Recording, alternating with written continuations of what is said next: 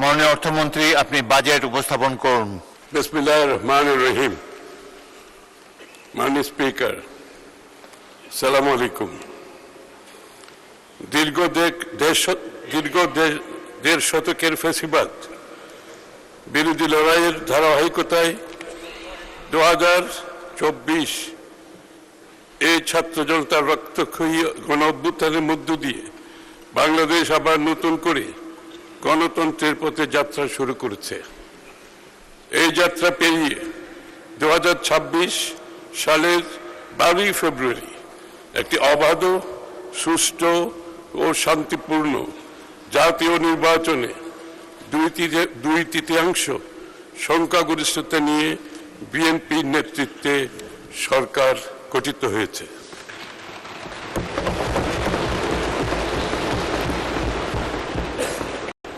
সরকারের অর্থমন্ত্রী হিসাবে দায়িত্বপ্রাপ্ত হয়ে আমি আজ এই মহান সংসদে আমাদের প্রথম বাজেট প্রস্তাবনা উত্থাপনের জন্য দাঁড়িয়েছে। মাননীয় স্পিকার, শুরুতেই বিনম্র শ্রদ্ধার সাথে স্মরণ করছি মহান মুক্তিযুদ্ধের বীর শহীদদের এবং নির্যাতিত নারী সহ সকল আত্মত্যাগী মানুষদের।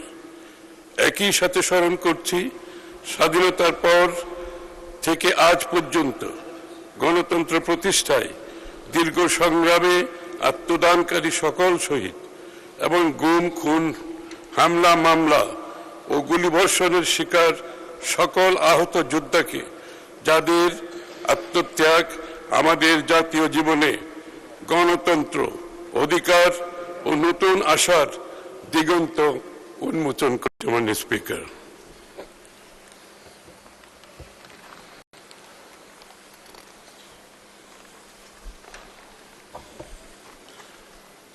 দেশ ও জনগণের প্রতিটি ক্রান্তি লগ্নে শহীদ প্রেসিডেন্ট জিয়াউর রহমান এবং পরবর্তীতে দেশনেত্রী বেগম খালেদা জিয়ার নেতৃত্বে বিএনপি বরাবরই জনগণের আশা আকাঙ্ক্ষার পক্ষে অবস্থান নিয়েছে এবং দেশকে এগিয়ে নিয়েছে।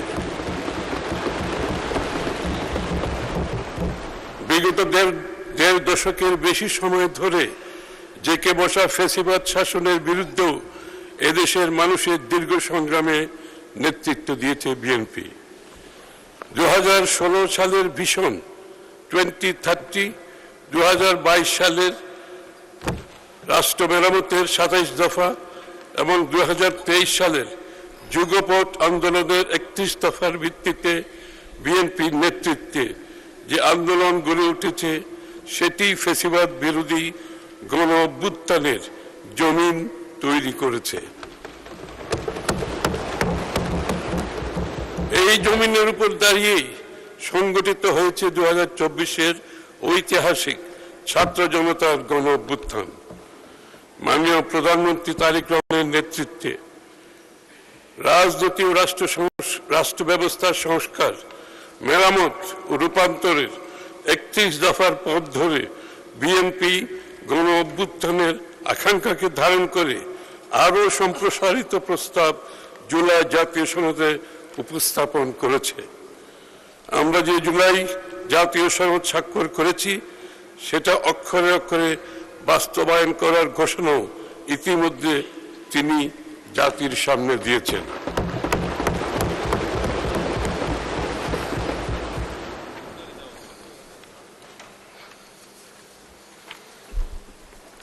কিন্তু এটাও একের সাথে মনে রাখা দরকার, অর্থনীতির গণতন্ত্রায়ন, ইকোনমিক ডেমোক্রেটাইজেশন, অর্থাৎ সব মানুষের জন্য অন্তর্ভুক্তিমূলক ও জবাবদিহিপূর্ণ অর্থনৈতিক ব্যবস্থা ও মানবিক বিবেচনা সম্পন্ন সামাজিক সাংস্কৃতিক সম্পর্ক গড়ে ওঠা ছাড়া এই রাজনৈতিক সংস্কার টেকসই হবে না।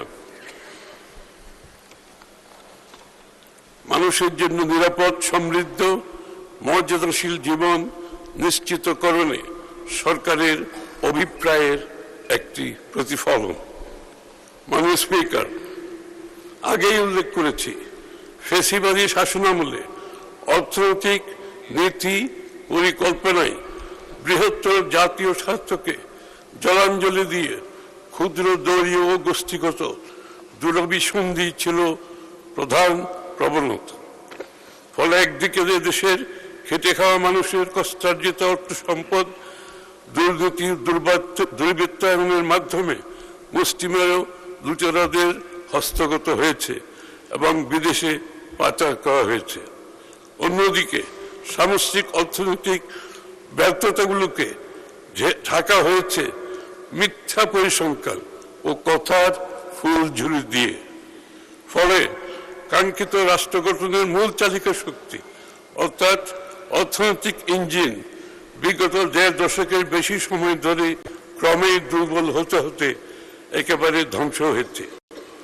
আমরা সেই ধ্বংসস্তূপের মধ্যে থেকেই নতুন যাত্রার প্রতিশ্রুতি বাস্তবায়ন করতে চাইছি। আমাদের স্পিকার, নির্বাচনী ইশতেহারে আমরা গণতন্ত্র, জবাবদিহিতা, সুশাসন, ন্যায়ভিত্তিক উন্নয়ন এবং অর্থনৈতিক সুযোগের বিস্তারের উপর জোর দিয়ে একটি মানবিক, গণতান্ত্রিক, কল্যাণমুখী বাংলাদেশ গড়ে তোলার রূপরেখা উপস্থাপন করেছিলাম।